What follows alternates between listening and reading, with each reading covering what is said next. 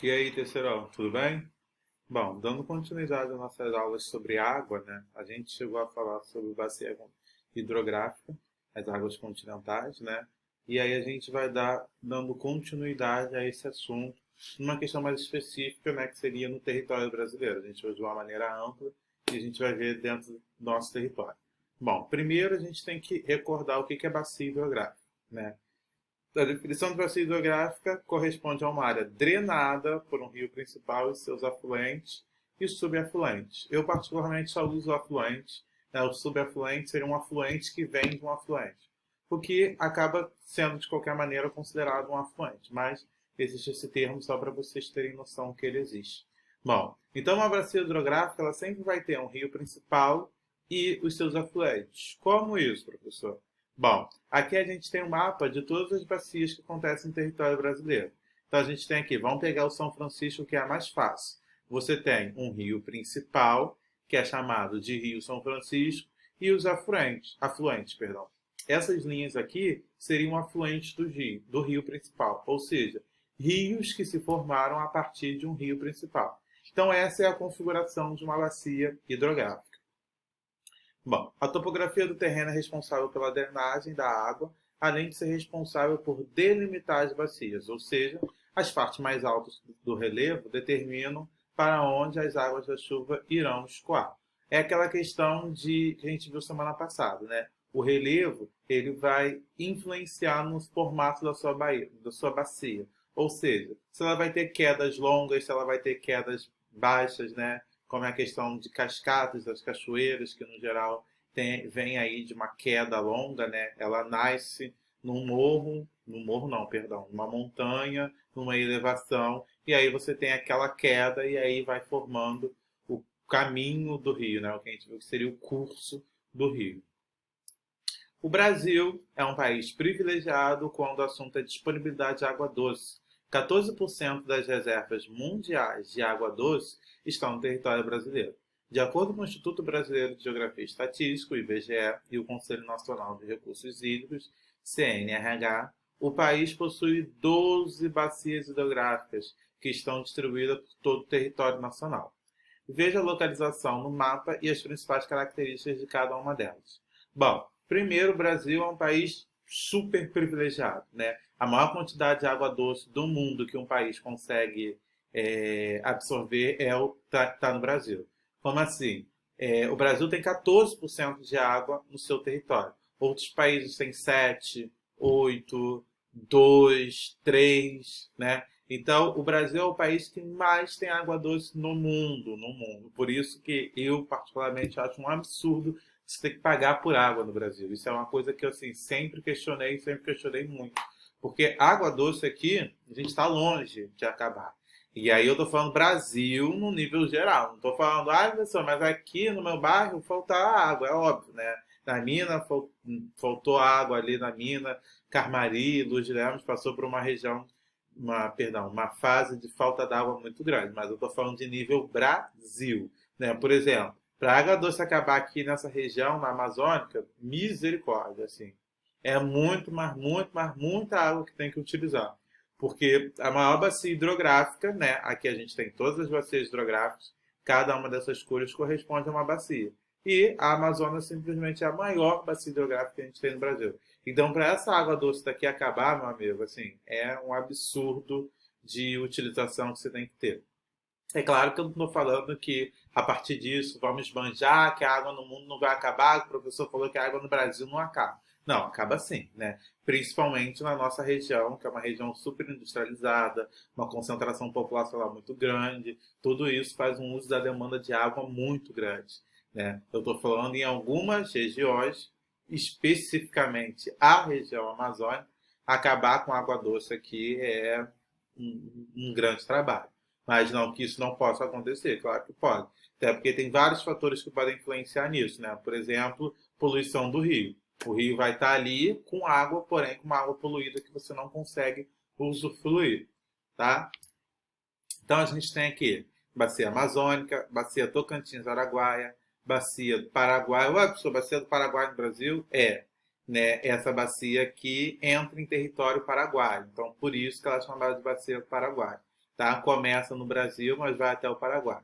Bacia do Paraná, Bacia Uruguai, mesma coisa, começa no Brasil e vai para o Uruguai.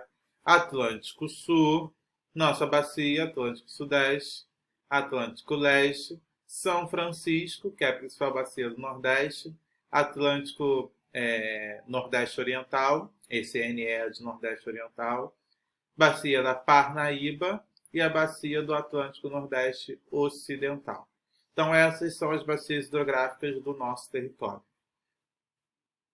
E aqui, nesse mapa, a gente tem mostrando aí os rios principais de cada bacia hidrográfica. No caso da bacia amazônica, né, a gente está vendo aqui cor bacia amazônica, o rio principal da bacia amazônica é o rio Amazonas. Mas a gente vai ver que esse rio Amazonas ele vem da junção de outros rios. Por exemplo, aqui, ó, o rio Amazonas é esse aqui, né? Então, esse aqui é o rio Amazonas que vai desaguar aqui no Oceano Atlântico, no estado do Amapá. Só que o rio Amazonas, antes de ser Amazonas, ele é Solimões e ele é Rio Negro, né? E o Solimões, antes de ser Solimões, ele é Rio Jaguar. Por quê? A bacia da Amazônia ela é formada nos Andes peruanos. Então, o Peru está aqui, né? Essa região aqui corresponde ao Peru. Então, aqui você tem Cordilheira dos Andes, que seria o quê? Conjunto de montanhas. Esse topo dessas cordilheiras são formados de gelo. Quando você tem um período de degelo, ou seja, derretimento de gelo, esse gelo vai derretendo e formando um rio. Então, o rio ele começa no Peru, entra no Brasil, recebe outro nome, e aí quando esses dois rios se juntam, né? Eu ainda não tive a oportunidade de conhecer o estado do Amazonas, mas assim, é um passeio muito famoso que existe no estado do Amazonas, que você vê o encontro dos rios, do Rio Negro e do Rio Solimões. Então, esses rios negros se juntam e formam o Rio Amazonas, que é o principal rio aí dessa bacia. Aqui, bacia do Paraguai com o Rio Paraguai, né, o rio principal, bacia do Uruguai com o Rio Uruguai. Dica, né, não esqueça, o rio principal sempre vai ser o rio que tem o mesmo nome da bacia. Por exemplo, bacia de São Francisco. Quem é o rio principal? Rio São Francisco. Bacia Tocantins-Araguaia. Qual é o nome do rio principal? Bacia Araguaia. Bacia Amazônica. Qual é o nome do rio principal? Rio Amazonas.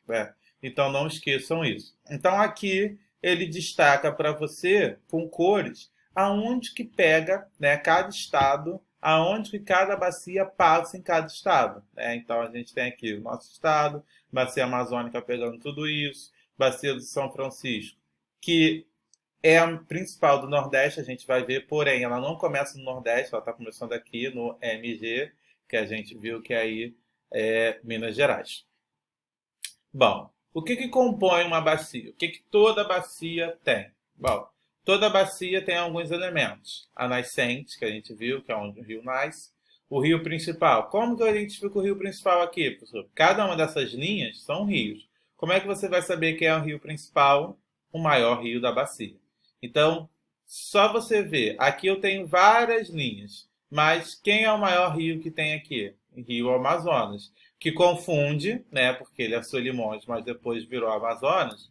Mas é o Rio Amazonas. A gente vai ver outro exemplo melhor. Desculpa. Os afluentes, que são pequenos rios que se formam a partir do rio principal e vão em direção a ele, como a gente já viu. E a foz, ou também chamada de desembocadura, vocês podem ver esse termo, tá? Local onde o rio deságua ou termina, podendo ser no mar, no lago ou até mesmo em outro rio. Então, um rio ele pode acabar no mar, num lago ou até mesmo em outro rio. Bom, vamos ver uma bacia hidrográfica. Então, isso aqui é uma bacia hidrográfica. Cada uma dessas linhas são rios. Como que eu sei quem é o rio principal? Bom, é só eu ver a linha maior. Então, essa linha aqui, esse rio, né, que simboliza um rio, é o rio maior. Então, esse aqui é o rio principal. Ele até escreve aqui, que ele começa aqui em cima e vem descendo, vem descendo, vem descendo, vem descendo, vem descendo, vem descendo, até chegar na sua foz, que está no mar, ou seja, onde ele acaba. Esses, o que são esses aqui? Afluentes, né? Ou seja, pequenos rios que se formaram a partir do rio principal ou pequenos rios que vão convergir, ou seja, que vão em direção ao rio principal. Então, por exemplo, ó, esse rio começa aqui e ele vem em direção ao rio principal. Esse aqui começa aqui e vem em direção ao rio principal. Esse aqui começa aqui e vem em direção ao rio principal. Então, afluente é um rio menor que deságua no rio principal. Ou também pequenos rios que se formam, né, a partir do rio principal. Aqui, por exemplo, a gente tem um rio. Não, seria aqui. Aqui a gente tem o rio principal e aqui provavelmente começou a ter um afluente, né? Porque a gente percebe que aqui a gente não tem nenhuma área de nascimento de rio, não tem nenhuma elevação. Então, provavelmente esse rio principal se desviou e formou um afluente. A nascente, né, que é onde o rio começa, né? Eu falei que começava daqui, mas ele está falando que é daqui.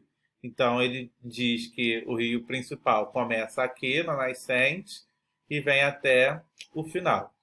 Isso aqui, o que a gente chama de interflúvios, são regiões mais elevadas ou mais altas, servindo de divisores entre uma bacia e outra. É o mesmo divisor de água, ou seja, esse interflúvios aqui é o que ele marca até onde é a sua bacia.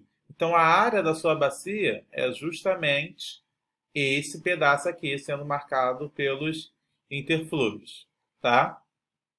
Então, vai ser assim que a gente vai identificar um rio principal, tá, gente? Não esqueçam isso. Sempre identificando quem é o maior rio. Então, todas essas linhas vão simbolizar rios. O rio principal vai ser sempre o maior. Não esqueçam disso.